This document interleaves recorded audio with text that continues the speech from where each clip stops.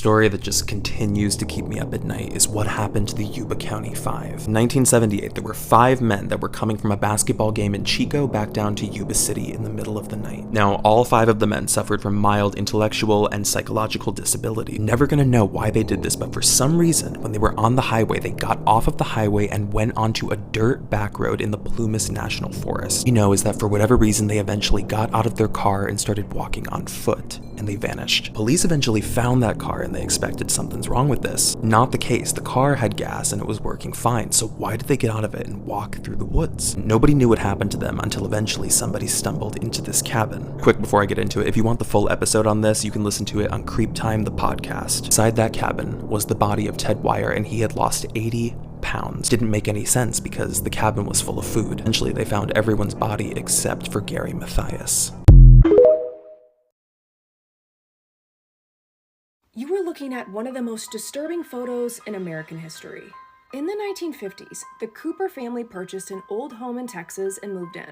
And on their first night in the house, the father took a photograph of the family to commemorate the event. The family posed at the dining room table, and everyone was happy. It was their first home, their first slice of the American dream. Weeks passed, and finally the father took the roll of film to the local pharmacy to have the pictures developed. A week later, Mr. Cooper picked up his photos, began looking through them, and was stunned. When he got to the photo he had taken of his family that first night in their new home, he saw this, a figure coming down from the ceiling, and it was not there when the father took the photo. So where had this figure come from? Was it an apparition of a deceased former tenant of the home? No one knew. Some say it's paranormal. Others argue it's just double exposure. But I ask, if it is, why is the body positioned in such an odd way? Who stands like that in a photo? No one. Or at least no one I want to know. But can you imagine going to get your film developed, excited to see these wholesome photos of your family in your new home, and you get this? And then you have to live in the home?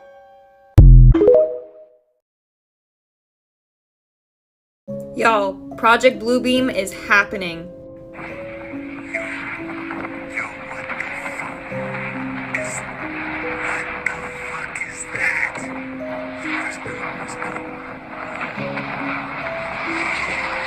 Now, what is Project Bluebeam? Basically, this guy, Serge, discovered that NASA and the government are up to something called Project Bluebeam.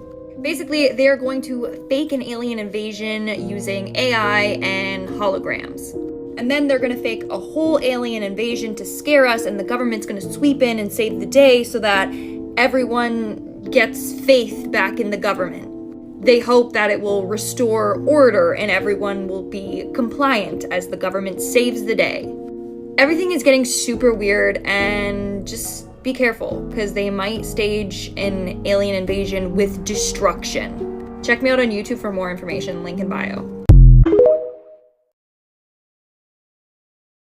Kind of surprised by how many people don't know the true story behind the Klein Falls Axeman. 1970s, there were 2 young female Yale students who decided they were going to do the Trans-American Trail. It's like a huge cross-country biking trail. The girls end up stopping in the Klein Falls National Park to set up camp for the night. In the middle of the night, one of the girls wakes up to the sound of screeching tires in the forest, and she feels this crushing weight. Somebody just floored their truck over their tent, and she's pinned under the wheel. And she remembers hearing somebody get out of the car, and she just hears the sound of them chipping away at her friend's head with an axe. And this guy comes over to her and he starts axing her in the head. So if you want a full breakdown of this, I've got one on Creep Time the podcast. You can check the link in my bio. All this girl remembered was looking up and seeing the silhouette of a tall cowboy standing over her. And then for whatever reason, he just stopped, got back in his truck, and he left. Somehow this girl manages to get up, get to the main road, and she gets help, and both of them survived. We're still never gonna know who the cowboy was who.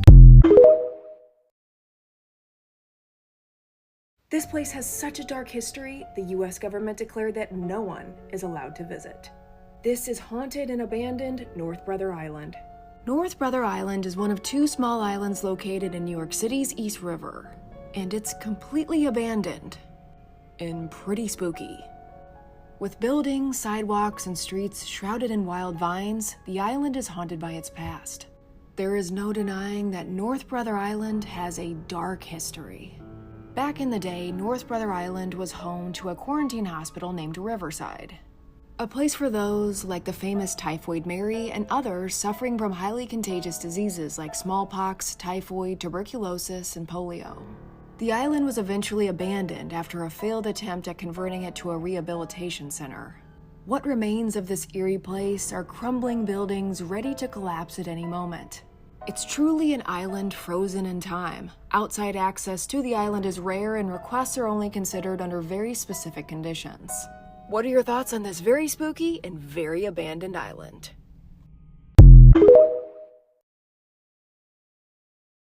So my friend was telling me about this case, and I literally had to look it up. I did not believe her. And now that I've confirmed that it is true, it's probably the creepiest thing I've ever heard. So this is 3-year-old Riker Webb.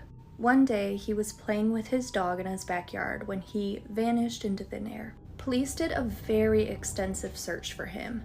Neighbors got involved, they had dogs, they had helicopters, the whole 9 yards to try and find this toddler. But it wasn't until 2 days later when he reappeared, looking like this. Now, it's very obvious that something traumatic has happened to this child. But what's even stranger is that Riker was found 2.5 miles away from where he went missing. And remember, police did a very extensive search. Not only that, but this outfit is not what he disappeared in. So this toddler has supposedly wandered off by himself and has somehow survived in the forest for 2 days with negative temperatures. And when he reappears in the same areas that everybody has been searching for him in, he's wearing someone else's clothing. What happened? I have a Tata Duende story time. In case you don't know what a Tata Duende is, a Tata Duende is a small man that lives in the jungle. His sole purpose is to protect the jungle and all of the animals that live within the jungle. But he is also known to lure children and adults into the jungle. If you follow him along, you are usually never heard from again. Now, story time. This was submitted by Javier. I went ahead and tagged him down below. This story actually only took place a couple months ago. So one night, Javier is sitting at home and he starts to hear whistling coming from outside. He decides to go out there and investigate, but doesn't see anything, so he goes right back into his house. As the night goes on, he's laying in bed just scrolling through TikTok when he starts to hear the whistling once again. He gathers all of the courage that he has and opens his window, but when he looks out there, he again does not see anything, so he shuts everything off and goes to bed. In the middle of the night, he ends up waking up to go get a glass of water. When he's up, he then realizes that he can now hear the whistling once again. He goes and looks out the window, but this time he sees a man, a very small man, standing there with a really big red hat and backwards feet. Javier runs, hides, and starts to pray. Soon after, he doesn't hear the whistling anymore and he figures that he's in the clear. The next day, he does some research and finds out what that thing was, and he realizes that it was a Tata Duende. Not long after, Javier came down with a really bad fever and almost didn't live to tell this story. So if you happen to be at home and hear any whistling of any type, ignore it.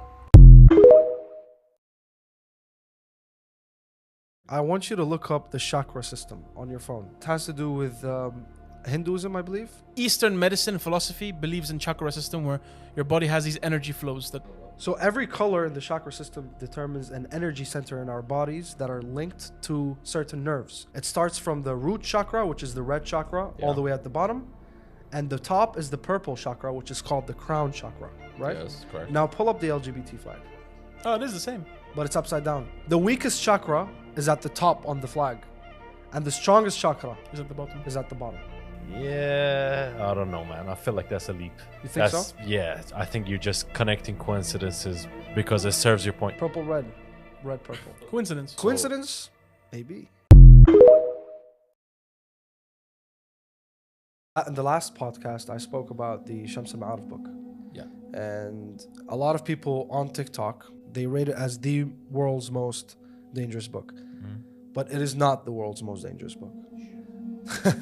The world's most dangerous book is actually called Al-Ghazali.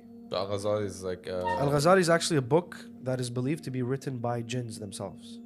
They are the authors, and people that talk to jinns were the ones writing their words down in the book.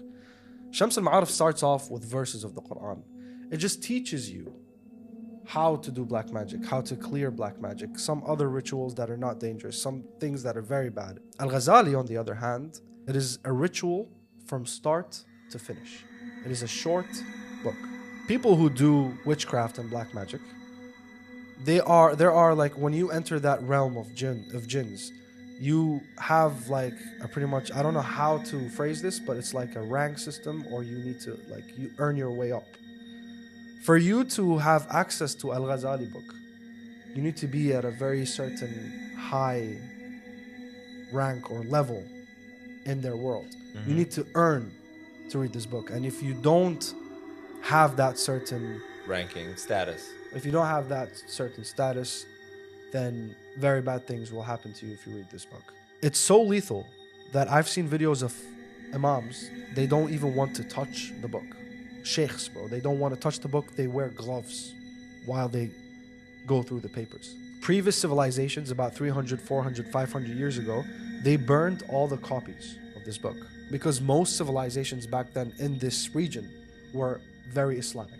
So the online versions are not the real Al-Ghazali book, but the Al-Ghazali book is the world's most dangerous book.